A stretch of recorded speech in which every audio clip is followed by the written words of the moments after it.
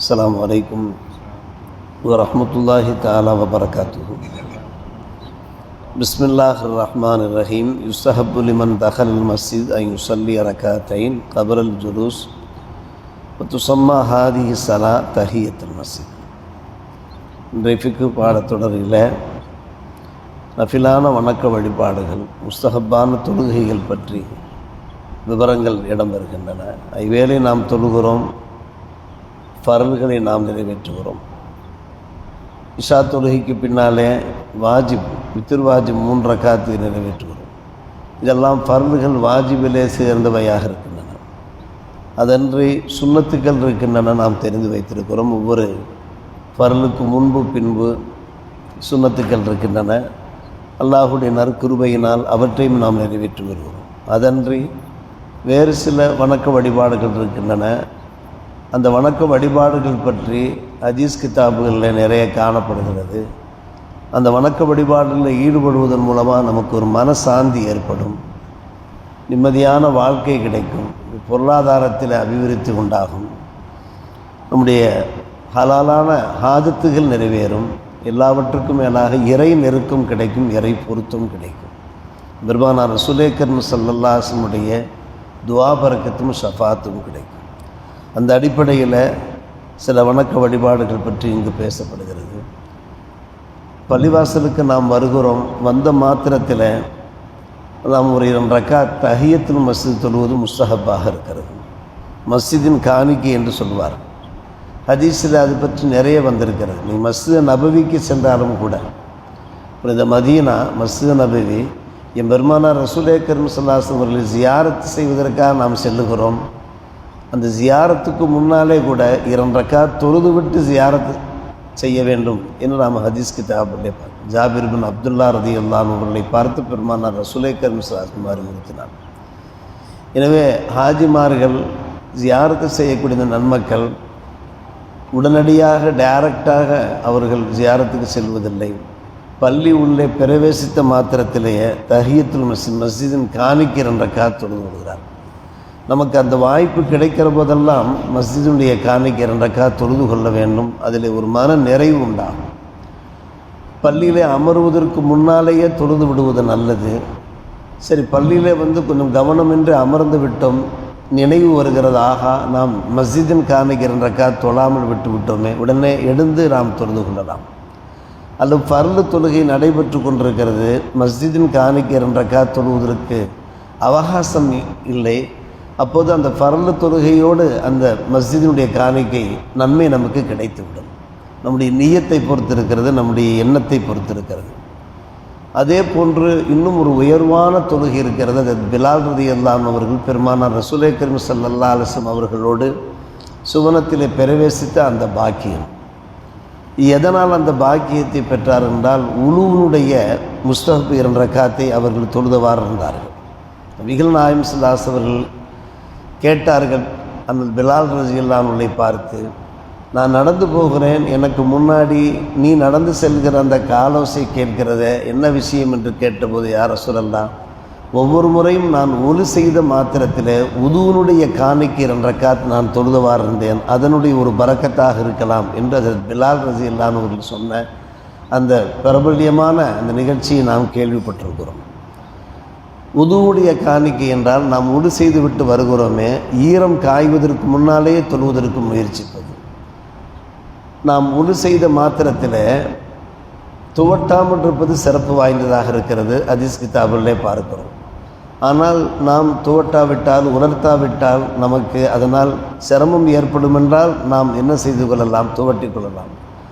அவ்வாறு இல்லாத போது, அந்த ஈரப்பசை இருக்கிற போதே நாம் பள்ளிக்கு வருகிற போது உதுவுடைய காணிக்கை 2 ரக்காத்தும் சேர்த்து தொழுகும்போது அதில் மிகப்பெரிய நன்மை இருக்கிறது. அப்படியானால் தஹியத்துல் மஸ்ஜித் தொழுக வேண்டுமே என்றால் ஒரே நியத்தாக நாம் வைத்துக்கொள்ளலாம். உதுவுடைய காணிக்கை 2 ரக்காத் மற்றும் பள்ளிவாசலுடைய காணிக்கை 2 ரக்காத் நாம் நியத்து வைத்து கொண்டோம் என்றால் அந்த சவாப் கிடைத்துவிடும். நாம் நம்முடைய வீட்டிற்கு செல்லுகின்றோம், பெரும்பாலும் 8-9 மணிக்கு மேலே வெளி வேலையாக நாம் புறப்படுவோம். வியாபாரிகள் வியாபாரத்துக்காக வேண்டி அல்லது நம்முடைய சொந்த அலுவல்களுக்காக வேண்டி அந்த நேரத்தில் லுஹா தொழுது கொள்வது முஸ்தஹப்பாக இருக்கிறது. லுஹாவுடைய பரக்கத் பெருமளவுக்கு இருக்கிறது. அந்த எண்ணிக்கை 12 வரை இருக்கிறது. இருந்தாலும் கூட 4 ரக்காத் தொழுதாலே போதுமானது, முஸ்தஹப்பாக இருக்கிறது. 12 ரக்காத்து வரை அவருடைய எண்ணிக்கை இருந்த போதும் கூட ஒரு 4 ரக்காத் நாம் சலாத்துல் லுஹா வீட்டிலேயே தொழுது விட்டு புறப்பட்டோம் என்றால் வீட்டுக்கு மிகப்பெரிய ஒரு பரக்கத் இருக்கிறது. நாம் நம்முடைய செவிகளில் அவ்வப்போது நாம் கேட்டுக்கொள்கிறோம். நேற்று கூட ஒரு நண்பர் வந்து சொல்லி கொண்டிருந்தார்கள், ஒரு பிள்ளை முடியாமல் இருக்கிறார்கள், ஸ்கூலுக்கு செல்ல மறுக்கிறார்கள். ஸ்கூலுக்கு திடீரென்று எனக்கு பயமாக இருக்கிறது, அங்கே வகுப்பில் சென்று அமர்வதற்கு பயமாக இருக்கிறது என்று எப்போது பார்த்தாலும் அழுது கொண்டிருக்கிறார். 1 மாத காலம் இது நீடிக்கிறது என்று சொன்னபோது, சூரத்துல் பக்ரா வீட்டில் ஓதுங்கள், தண்ணீரை தெளியுங்கள், அத்தோடு வணக்க வழிபாடுகளில் ஈடுபடுங்கள். இந்த சலாத்துல் லுஹா மூலமாகவெல்லாம் அந்த பிரச்சனைகள் இருக்காது என்று பார்க்கிற போது லுஹா தொழுகை நாம் சாதாரணமாக கருதிவிடக்கூடாது. அதில் பொருளாதாரத்திலும் பரக்கத்து உண்டாகும் மட்டுமல்ல, பொருளாதாரத்திற்கு பாதுகாப்பும் உண்டாகும். பல்வேறுபட்ட பிரச்சனைகளுக்கு தீர்வு கிடைக்கிறது இந்த சலாத்துல் லுஹா மூலமாக. அதே போல தான் சலாத்துல் இஸ்திகாரா கேள்விப்பட்டிருக்கிறோம். நமக்கு ஏதாவது ஒரு வேலை நடக்க வேண்டியிருக்கிறது, அந்த வேலையிலே நாம் இறங்குவதற்கு முன்னாலே நமக்கு ஒரு சிறு குழப்பம் ஏற்படுகிறது. அதில் நாம் இறங்கலாமா வேண்டாமா, அதில் நமக்கு நன்மை இருக்குமா இருக்காதா என்கின்ற ஒரு சிந்தனை, கவலை ஏற்படுகிறது. இஸ்திகாராவுடைய நஃபில் ரக்காத் தொழுது அதற்கான துவாவை ஓதிவிட்டு நாம் அல்லாஹ்விடத்தில் நாம் வேண்டினோம் என்றால் எதிலே நன்மை இருக்கிறதோ அந்த நன்மையான வழியை காண்பித்து விடுவான். அதே போலுதான் ஒரு தேவைக்கு சலாத்துல் ஹாஜத் இருக்கிறது. ஒரு தேவைக்காக நாம் போகிறோம், மயிலாடுதுறை போகிறோம், ஒரு ஆஃபீஸ் அலுவலகத்துக்கு போகிறோம், வேலைகள் நடக்க வேண்டும், எத்தனையோ ஆதார் பிரச்சனை இருக்கிறது, எல்லாம் இருக்கிறது. ஒரு 2 ரக்காத் தொழுது விட்டு சலாத்துல் ஹாஜா என்பார். உதாரணத்திற்காக நாம் சொல்கிறோம், சலாத்துல் ஹாஜா ஹாஜத்தினுடைய தொழுகை 2 ரக்காத் தொழுது விட்டு செல்வது. அதே சமயத்தில் நாம் புனித ரம்ஜான் மாதத்தில் கடைசி 10 நாட்களில் நாம் ஜமாத்தாக சேர்ந்து தொழுகிறோமே, இது ஒவ்வொரு காலகட்டங்கள்லையும் மக்களை அழைத்து ஜமாத்தோடு தொழக்கூடாது. மாறாக எதிர்பாராமல் ஜமாத்தோடு தொழுதோம் என்றால் நஃபிலான வணக்கமாக இருந்தாலும் கூட அது கபூலாக ஆகிவிடும். அடுத்து ஒரு முக்கியமான ஒரு கேள்வி, அமர்ந்து தொழுவதை பற்றி. நம்மால் நின்று தொழ வாய்ப்பு இருக்குமானால் ஃபர்லு வாஜிபை நின்று தான் தொழுக வேண்டும். லா யஸிஃபுல் ஃபர்து காயிதா மஅல் குத்ரத்தில் கியாம். நாம் நின்று குனிந்து சஜ்தா செய்து தொழுவதற்கு முயற்சி எடுத்துக்கொள்ள வேண்டும். அப்படி முயற்சி எடுக்காமல் நாம் அமர்ந்து தொழுதோம் என்றால் அந்த தொழுகை கூடாமல் போய்விடும், தொழுதும் கூட பயன் இல்லாமல் போய்விடும். அது ஃபர்லு மட்டுமன்ற அருமை பெருமக்களே, வாஜிப் தொழுகைக்கும் அதே சட்டம் தான். அதே போன்றுதான் நஃபில் தொழுகையை பொறுத்தவரை பிரச்சனை இல்லை. நமக்கு உடம்பில் ஒரு இயலாமை இருக்கிறது, ஒரு பலகீனம் இருக்கிறது. ஃபர்லை நாம் இயன்ற மட்டும் என்ன செய்கிறோம், தரையிலே நாம் நின்று குனிந்து தொழுகிறோம். ஆனால் நஃபிலையாவது நாம் சேரில் அமர்ந்து தொழலாமா அல்லது தரையில் அமர்ந்து நாம் தொழலாமா என்று கேட்டால் தொழலாம். நஃபிலை பொறுத்தவரை சட்டம் கடுமையானதாக இல்லை என்றாலும் கூட நின்று தொழுவதன் மூலமாக கிடைக்கிற நன்மை முழுமையாக கிடைக்காது, அமர்ந்து தொழுவதன் மூலமாக. அதே சமயத்தில் நம்மால் முடியவில்லை, நின்று நஃபில் தொழுவதற்கு முடியவில்லையா, நின்று தொழுதால் என்ன நன்மை கிடைக்குமோ அந்த நன்மை முழுமையான முறையில் நமக்கு கிடைத்துவிடும். ஒருவர் நின்றவாறு தொழுது கொண்டிருக்கிறார், நஃபில் தொழுகையில் ஈடுபட்டிருக்கிறார், வெகு நேரம் நிற்க முடியவில்லை, ஒரு 4 ரக்காத் 2 ரக்காத் தொழுகிற போதே அவருக்கு ஒரு பலகீனம் ஏற்படுகிறதா, உடனே அவர் அமர்ந்த தொழுகையை பூர்த்தி செய்வதற்கெல்லாம் வாய்ப்பு இருக்கிறது. அதே போன்று நாம் ரயில்களில் செல்லுகிறோம், ரயில்களில் நாம் தொழுகலாமா, புகை வண்டிகளில் தொழுவதற்கு வாய்ப்பு இருந்தால் நாம் தொழலாமா என்றால் பிரச்சனை ஒன்றும் கிடையாது. இயன்ற மட்டும் நாம் ரயில் நிற்கிற போது அவகாசம் கிடைக்கிற போது 5 நிமிடங்கள் 10 நிமிடங்கள் 1/4 மணி நேரம் 20 நிமிடங்கள் எல்லாம் ரயில்கள் நிற்கின்ற வாய்ப்பு இருக்கிறது, அந்த தகவல் நமக்கு கிடைக்கிறது என்றால் உடனே நாம் ரயிலை விட்டும் இறங்கி பிளாட்ஃபார்மில் சுத்தமான இடத்துல தொழுது கொள்வது தான் மிகச் சிறப்பான ஒரு விஷயம் ஃபர்லான தொழுகைகளை பொறுத்தவரை. இன்னும் சொல்லப்போனால் சுன்னத்துல் ஃபஜ்ருடைய சுன்னத்தை கூட நாம் தரையிலே தொழு. காரணம், சுன்னத்துக்களே மிக முக்கியமான சுன்னத் ஃபஜ்ருடைய சுன்னத்.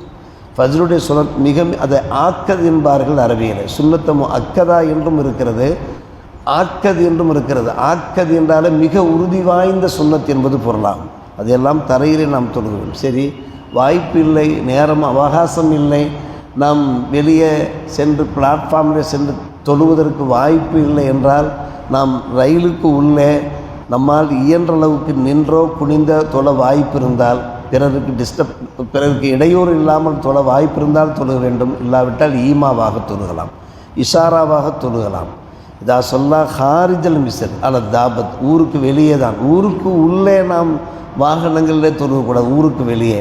சல்லாபில் ஈமா இல்லை ஐயி ஜெகத்தின் தவஜகத்தி தாப்பா, நாம் அப்படி தொழுகிற போது ரயில் திசை மாறி மாறி சென்று கொண்டிருக்கலாம், கிபிலா மாறி சென்று கொண்டிருக்கலாம், அல்லாஹ் மன்னித்து கொள்வான்.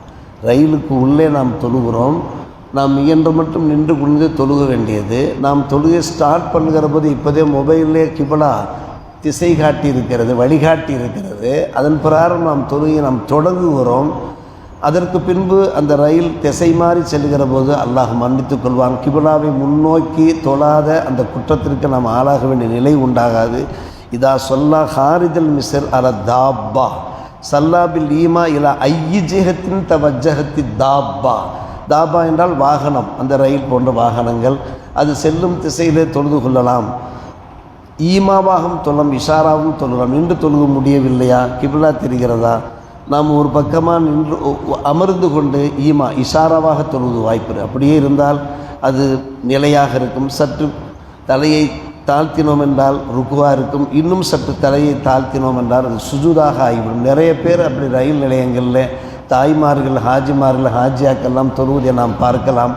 தொழுகையினுடைய சிந்தனை வருவதே மிக முக்கியமான விஷயம் அல்லவா. அந்தந்த நேரத்தில் தொழ வேண்டும் என்று நினைப்பது அது அல்லாஹுடைய ஒரு பேரருள், அருட்கொடை என்று தான் சொல்ல வேண்டும். எனவே தாபத்தில் தொழுவதற்கும் வாகனங்களில் தொழுவதற்கும் நமக்கு பர்மிஷன் இருக்கிறது. தொழாமல் ஒருபோதும் இருக்கக்கூடாது என்பதுதான் இதனுடைய விவரம். எனவே ஃபர்லுகள், வாஜிபுகளுக்கு நாம் எந்த அளவுக்கு முக்கியத்துவம் தருகிறோமோ அதே போன்ற நஃபிலான வணக்க வழிபாடுகளில் நிறைந்த பரக்கத்தும் ரஹ்மத்தும் இருக்கிறது என்று விளங்கி இயன்ற மட்டும் அந்த முஸ்தஹப்பான நஃபிலான வணக்கங்களை ஈடுபடுவதன் மூலமாக நாம் அல்லாஹுடைய புறத்திலிருந்து எண்ணற்ற பாக்கியங்களை பெற்றுக்கொள்வோமாக. அல்லாஹ் அருள் புரிவானாக. வாஹிர் தாவானா அல்ஹம்துலில்லாஹி.